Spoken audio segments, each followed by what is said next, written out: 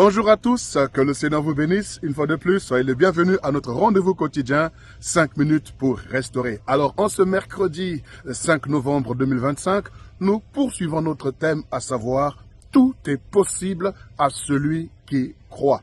Alors, la Bible nous dit ceci dans 1 Timothée au chapitre 4, le verset 1er. Je m'en vais faire la lecture pour vous. 1 Timothée 4, verset 1er. « Mais l'Esprit dit expressément que dans les derniers temps, quelques-uns abandonneront la foi pour s'attacher à des esprits séducteurs et à des doctrines de démons. » Mais l'Esprit dit expressément que dans les derniers temps, oui, nous sommes dans ces derniers temps, et ces derniers temps sont tellement oppressants. Ces derniers temps nous poussent à craquer, nous poussent à nous décourager, à nous fatiguer, parce qu'on a l'impression qu'on ne verra jamais le bout de notre situation, on ne verra jamais le bout du tunnel. On a l'impression qu'on est dans un gouffre, on a l'impression qu'on est dans l'obscurité totale. On ne sait pas d'où nous viendra le secours. À gauche et à droite, tout est bloqué. On est oppressé au-dedans de nous, on est fatigué, on a un manque de sommeil. Le sommeil nous quitte parce qu'on réfléchit sur les situations, on cherche des solutions, on cherche à en sortir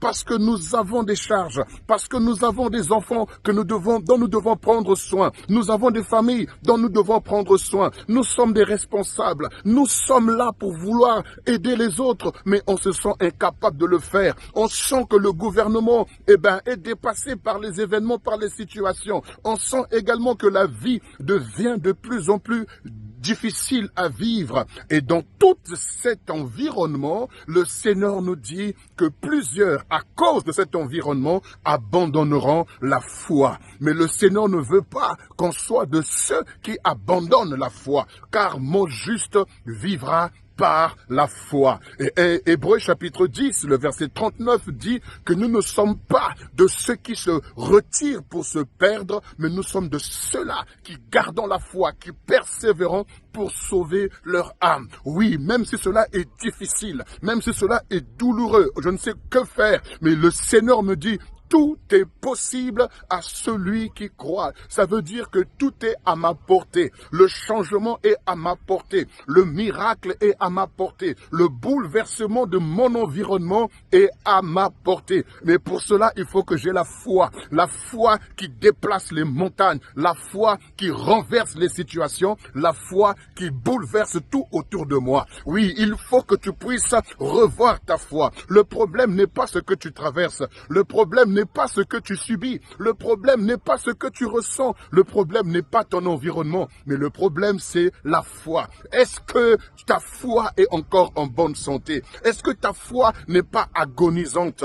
Est-ce que ta foi n'est pas malade? Est-ce que ta foi n'est pas affaiblie? Est-ce que ta foi n'est pas morte? Car c'est la foi qui renverse les situations, c'est par ta foi que tu seras guéri, c'est par ta foi que tu seras délivré, c'est par ta foi que tu seras relevé. À chaque fois que Jésus rencontre un malade, il lui dira qu'il te soit fait selon ta foi.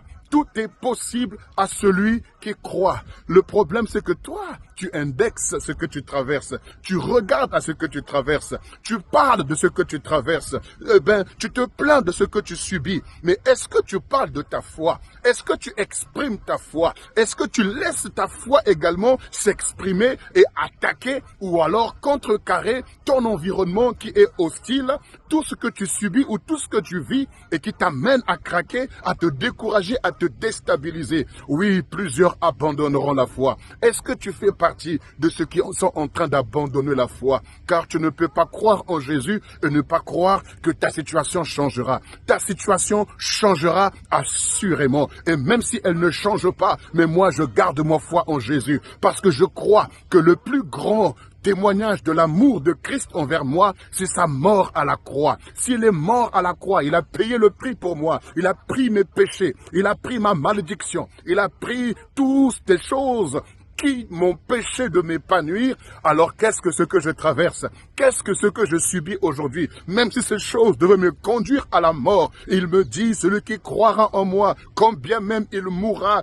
il vivra. C'est ainsi, j'aimerais t'encourager ce matin. Ne te laisse pas abattre par ce que tu vis, mais exerce ta foi. Car tout est possible à celui qui croit. Ce que tu traverses est en train de provoquer ta foi. Ce que tu vis est en train de provoquer ta foi. Que ta foi se lève, que ta foi agisse, que ta foi réagisse et que Jésus-Christ soit glorifié par ta foi, que Jésus soit exalté par ta foi et que Jésus soit célébré par ta foi. Sur ces paroles, je t'encourage à exercer ta foi et à témoigner la grandeur de ton Dieu, car tout est possible à celui qui croit. Que le Seigneur vous bénisse et n'oublions pas, demain soir, nous avons notre rendez-vous à 21 h, à savoir 1 heure pour restaurer. Sur ma page Facebook, William Miakizabi, également sur mon compte YouTube, apôtre William Miakizabi. Que le Seigneur vous bénisse. Très bonne journée à vous et à demain pour la suite de cette exhortation. Shalom.